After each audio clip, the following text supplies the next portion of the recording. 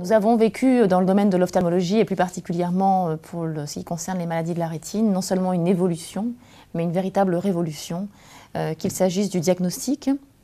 de la chirurgie ou des thérapeutiques. Sur le plan du diagnostic, ce sont surtout l'évolution des techniques d'imagerie qui a permis de vraiment révolutionner la prise en charge de ces maladies, puisque nous pouvons maintenant, grâce aux tomographies à cohérence optique en spectral domaine, avoir une véritable coupe histologique de la rétine,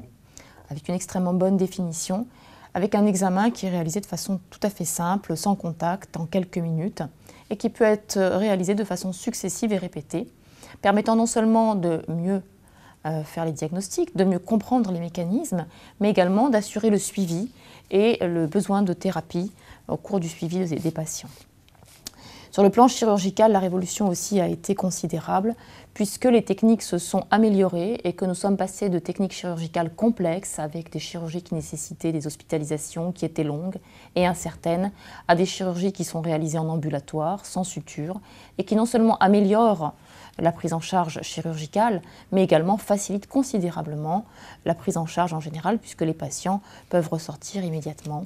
avec une chirurgie minimalement invasive.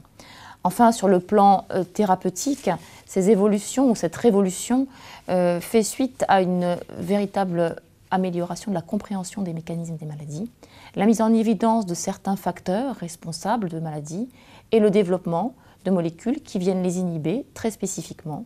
et qui sont issues des biothérapies, en particulier des anticorps qui sont injectés dans l'œil pour neutraliser par exemple le VEGF et qui sont devenus une pratique courante. Ces nouveaux traitements ont permis, alors que certaines maladies conduisaient inexorablement à la cécité, non seulement de stabiliser la vision de pratiquement 80% de patients atteints de dégénérescence maculaire dans sa forme humide, mais également d'améliorer la vision pour environ 30% d'entre eux, ce qui a été une véritable révolution. Enfin, dernière révolution dans notre domaine, ça a été le diagnostic et la mise en évidence que la dégénérescence maculaire liée à l'âge, qui était une maladie totalement liée au vieillissement, en fait avait un support génétique et ce support génétique était lié à une susceptibilité à l'inflammation, ce qui nous amène à repenser complètement la conception et donc d'envisager également de nouvelles prises en charge thérapeutiques pour toutes les formes de dégénérescence maculaire liée à l'âge.